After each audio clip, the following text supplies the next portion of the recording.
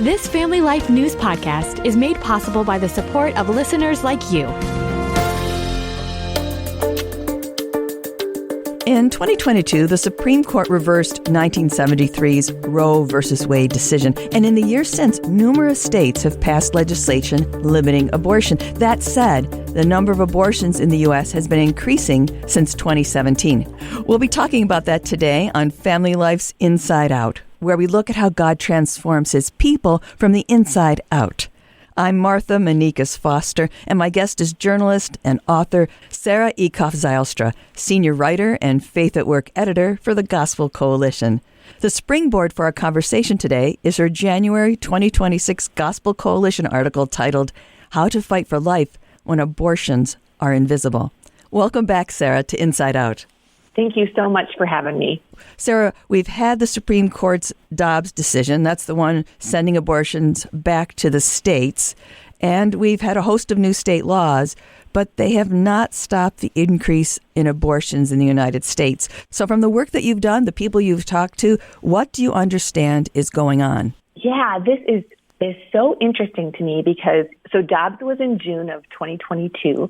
And if you look at abortion counts, the number overall has gone up since then. Now, this is probably uneven. I know in states where it is illegal, those numbers are hard to count. I know from talking from people in Texas when they passed the heartbeat bill, they said we could tell the number of abortions went down, but you're also going to have, especially this time around, people who are leaving the state to go somewhere else. And so it's hard to piece together. Obviously, it didn't stop abortion in those states altogether. Mm-hmm. But we can look and tell that the number of abortions overall has gone up, but it doesn't mean that it was connected to Dobbs really at all, because it started going up, as you mentioned already, 4 years before Dobbs. Starting in 2018, we started to see this decline in abortions, which had been going down pretty steadily since the 90s, almost entirely straight down, began to pop back up for the first time in decades. So you're right. What's going on? I think there's a couple different things that are happening here. One clue for us when we were looking at this was to look worldwide, because it also started popping up in Canada and Australia and the United Kingdom and Norway and Sweden. So we were like, what's going on in all these different countries at the same time? And the thing that they have in common is the abortion pill, which was actually invented in France in 1980 and then came to the United States and was approved for use in the year 2000. And you might remember it as RU486. Right? We called it the morning after pill. And this is a drug that blocks the body's natural production of progesterone. So if you are pregnant, it will block that. And then there's another pill, a second pill that you can take, and that contracts the uterus. Right. So first you're stopping and killing the baby, and then the second thing you are is expelling the baby. So, So by 2018, those pills had grown to account for around 40% of American abortions. Now, we understand from all market research, right, is that when you get to around 50% market saturation of anything, that's when something will take off, right? Like the iPhone, once you get to 50%, it's like everyone has one. So now everyone's going to go get one. Same thing happens with anything else. And the same thing happens with these pills. Once they got to about 50% of the population, it just started to grow like crazy. Now it's well over 60%. And one place that I looked at said probably by 2030, it'll be almost 100% of abortions will be done with the pill. I was circling that in your article. That was a stunning statistic to me. Yeah, so there's a couple reasons why you do that, right? One of it is just, man, it's convenient. Especially another thing that's coming alongside of this is during COVID, the FDA said it's okay to dispense these over the phone. So if you don't have to go into a clinic at all, you can go into a clinic, but you don't have to. You could just get online with somebody. The rules around this are very, very lax. You can just hold up your pregnancy test. You can just tell them when your last period was. There's nobody's checking. It's only authorized for up to 10 weeks of gestation. But really, if you're sitting in one room and someone else is sitting somewhere, a couple states away, they can't see you. So it's just whatever you're telling them. The rules around it are very lax. You just hold up your pregnancy test, tell them you're pregnant, and then they send them over to you in the mail. It's also quite a bit cheaper. So if you go in for a medical abortion, the median price for a surgical abortion or just to go in and get the pills is about $600. And the median price for a telehealth send you pills in the mail is about $150. Considerable difference. Yes. It's different. And I think it's going to come down even more because we just got the FDA just approved a generic version of this in December. So the cost is just going to keep coming down. Right. So you're talking about mifepristone, so RU486, and its approval, and then more people using it, and it merges with telehealth, which increased during COVID, so that it's kind of this, if you want to call it a perfect storm, but the combination of the two of those has accelerated the use and consequently the number of abortions. Is that correct? That is correct. And if you just want to put a little icing on top of that perfect storm, you have a generation of kids who are just on their screens 7 hours a day, right? So you've got also just a tremendous amount of screen use, and it's very attractive to be able to do it. You never would even have to tell your mom you're pregnant. You wouldn't have to tell anybody. You could just be in your house ordering these pills. Right. So we're in this situation politically where a number of things were done as far as passing legislation, but we have an increase that you're talking about here in abortion. What would you say to me saying that followers of Jesus are in a unique position to save unborn lives? And if you agree with that, if you think that we are, what do you see as a few non-political ways that Christians can make a positive impact for life in their communities, in their everyday lives? Yeah, you know what? I think this situation just proves your point, right? Like, certainly we should keep fighting legally for legal restrictions on abortion. And there are some things you can do, and they're doing them for sure. People are still working on them, right? Like, let's try and reduce access to the pill, or try and, fence your state off from this if you can. But this just proves there is sin in the human heart, right? As long as there is sin in the human heart, babies are not safe in the womb, because there's always going to be some way. I mean, we even see this in ancient cultures. Look at Rome when they would give birth to their children and then leave them out, abandon them to the elements, right? So as long as there's sin, there's going to be people who will kill babies. And so the safest way to protect a child in the womb is to change hearts. And of course, only the gospel can do that. Only Jesus can change your heart. One thing that's so interesting, Martha, is that statistically, those who go to church regularly do not have different abortion statistics than those who don't. I was also stunned by that. That's another place I was drawing circles. Yes. By that. Yes. Which is so interesting, because they do have different statistics in like how strong their marriages are. They do have different statistics in how financially generous they are. You can track those things, but they don't have different statistics in terms of abortion. And I was talking with one gentleman about this, and he's like, you know what?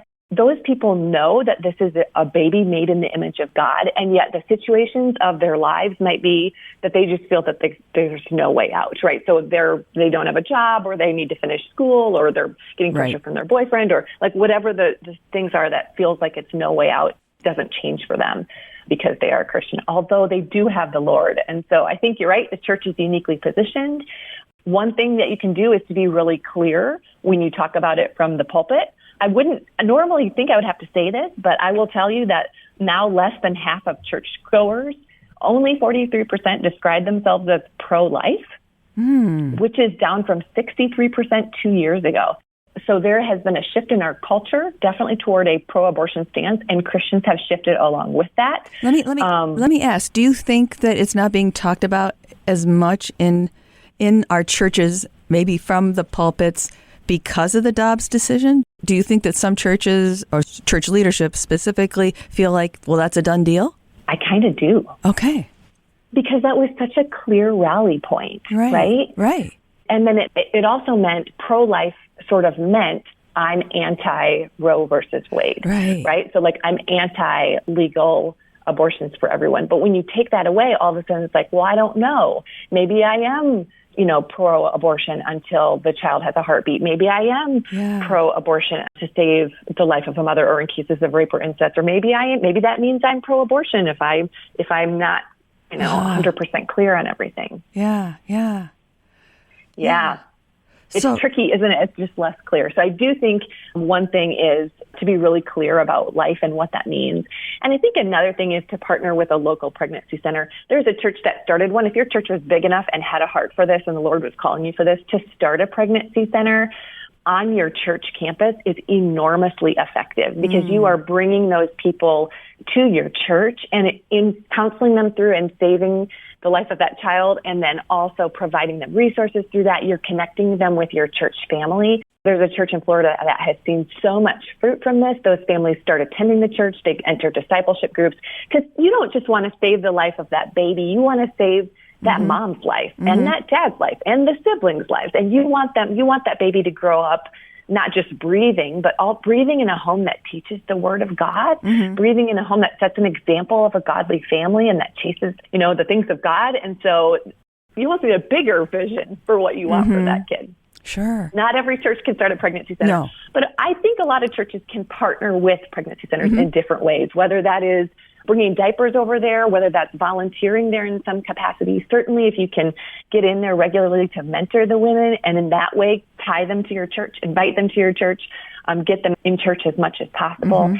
And then in churches, always, I think, unless you're in a massive church, you can't very well do social services. But in some ways, every small group is a little bit like social services, right? Like sure, the best ones, the best ones, right? Like you need a meal, or you need some childcare, or you need a ride somewhere, who does that? It's the people in your small group. And so I think connecting people, not just coming to church, but deeply connected into a small group, is probably one of the most pro-life things your church can do. So, in a sense, if we are emphasizing the way in which God made human beings in his image and that every life has value, it's not specifically focused on what Supreme Court decision are we focused on. But if we were emphasizing the unique, God-blessed, the image of God in each person, then that emphasis, that drive to work toward the fulfillment, the fruitfulness of everybody wouldn't be focused just on the decisions of political or judicial people, right? I'm really making a mess of this question, but I'm basically saying if we were emphasizing and had been emphasizing all along how uniquely created and valued by God each person is, then whatever happens politically wouldn't change the emphasis on how we teach children and how we talk about each individual and their needs and what kinds of things could be pressuring them. All of those things would be part of how we talked about life and also about abortion. Am I sort of 100%? Yes. Getting there? Yes. Your church's strategy, unless you've got a church that's like really gifted politically, I'm guessing your church's strategy shouldn't be changing depending on even on what laws are changing. Right. You're voting on different things, but really you're voting for a couple minutes every year or something. But we are day to day and that's just what the Lord calls you to. And it's a joy, right? It is a joy to value children, and it's a joy to serve other people, and it's a joy to adopt a baby or hold a baby in a church nursery or, whatever it is that whatever level you're at. Those are things that are delights. These are gifts the Lord has given. So let's take that delight into our homes. So we're thinking about what we could do in our churches and how we can be helping other people who may feel really pressured, or at the very least help them to see and help us to reinforce the value of each individual life. How would you say that pro-life people can live out within our families what we believe about the value of life? Yeah, I have so many of these, so you'll have to stop me if I go too long. I was talking with Herbie Newell, who's at Lifeline Children's Services. It's a giant adoption agency, and he just is loaded with good ideas. And he said, one of the first things that you can do is to celebrate birthdays really well. This is such an easy one. He's like, man, if you just celebrate birthdays with your kids, right, you pull out the pictures of them, you pull out the pictures of mom when she was pregnant with you, you retell, like what it was like when you first found out you were pregnant, and you retell what it was like to hear their heartbeat for the first time and tell their birth story again, right? And just are celebrating the joy of that for each person in your family. That's an easy one. Even celebrating each other's lives and each other's genders, because wrapped up all in this is God's good design for sexuality, right? These are the things that we're celebrating about dad, and the things that we celebrate about mom, and the things that we're celebrating about your brothers and your sisters, and what's different and what's the same, and what we really appreciate about each other. I mean, that's just general life conversation. Another thing that he said is to rub shoulders with people who aren't like you. And you can do this by volunteering at a pregnancy center. Even if your kids are in public schools, they're doing this already. Although I'm also going to say, if your kids watch movies or have ever seen a TV show, it's the same thing, like when you're exposing them to people who are making different choices. And not just exposing them, but this is crucial, talking about it along the way. Like, hey, what did you notice about that show? Or like, here's what I noticed. did you see how this part of how they were living wasn't in line with God's design? What do you think about that? What should they have done instead? You don't have to be like a theological genius, but you just have to be like, hey, here's what I'm noticing. Here's what bugged me about that. And just make that kind of a running conversation. This does require you to know what your children are watching, sure. Which I also recommend. Yes. Just talking along the way. Another thing I would throw in here, I'm going to say especially for boys, but I don't even know if that's true anymore, boys and girls, to fence them off from pornography as much as humanly possible. That is definitely a way that cheapens our sexuality and introduces you to all kinds of harmful attitudes about this and not the lifestyle that you want for your boys or your girls. Mm-hmm. And so putting as many passwords on their things as possible, opening up, talking, having those conversations with them, making sure they have maybe their youth pastor or other Christian men or women who are speaking into their lives on these things. Pornography is hunting your children. It is an extremely lucrative industry. The earlier they can get eyes, the deeper the addiction will be. And so they're hunting for children. Accountability, Herbie says to me, accountability is the friend of integrity, right? And so the more accountability you can put in, even in mom and dad's life, right? This is just a lifestyle. We don't live in secret. Is the better off that you can do. And the connection here with valuing life, the first thing that comes to my mind is the way that life is cheapened for the person who's actually in the pornography, but also the way that relationships are cheapened too, right? Is that what I'm hearing? Yes, okay. Yes, exactly. Like you're just moving away from a biblical view of sexuality and the family and a man and a woman, right? Like you're wrecking all of that. Right. Right. Yeah. So all those things, once your kids get old enough to date, of course, you can have all kinds of good conversations with them around that. Yes. More accountability is the friend of integrity there in those relationships, helping them think a little bit, of course, age appropriately, all of these things age appropriately. You know, hey, what are you thinking about in terms of what are some characteristics that we would like to see in your spouse? Should we be praying together for your future spouse, especially if they're reaching a dating age or are interested in somebody? You can open that up. And I would say this, like, here's kind of my closing one. I was like, man, it's so important to have a family where there's a mom and a dad and they're loving these kids and setting an example of what this looks like. And he said to me, Sarah, but even if you don't, he said, my wife grew up in a family where her parents got divorced and it was hard and it was ugly. And easily she could have been somebody who didn't like men or who didn't ever want to get married. Mm-hmm. She said, but her mom loved the Lord so much. And that even when things were hard and they were crying, right, she still set such an example of someone who was walking with the Lord, who was submitting all things to him, who was delighting in him even, right, who was connected with the church family. And so even if you are in a hard situation, which is not ideal, which, hey, is probably most people are not in a perfectly ideal marriage, maybe 100% of us actually. If you're walking with the Lord yourself, there is no greater witness to your children. Yes. Wow. So much for us to be thinking about. So much. So, and of course, for those who are interested, Sarah and I have talked before about the internet and how it pulls kids in and how it's designed to do that. And I can reference you back to our previous program about that. So thank you, Sarah. Thank you so much for your research, your enthusiasm, for your writing, and for joining me today again here on Inside Out. Thank you so much for having me. My guest has been journalist and author Sarah Eekhoff Zylstra, whose January 2026 Gospel Coalition article is titled How to Fight for Life When Abortions Are Invisible. You can read her Gospel Coalition articles by going to thegospelcoalition.org. That's all together, thegospelcoalition.org. I'm Martha Manikas Foster with Inside Out on Family Life. Thank you for listening to this Family Life News podcast. If you've been encouraged by what you've heard, please share it with others and click the subscribe button to automatically receive future episodes. Family Life is a listener-supported ministry. Podcasts like this are made possible by your financial partnership.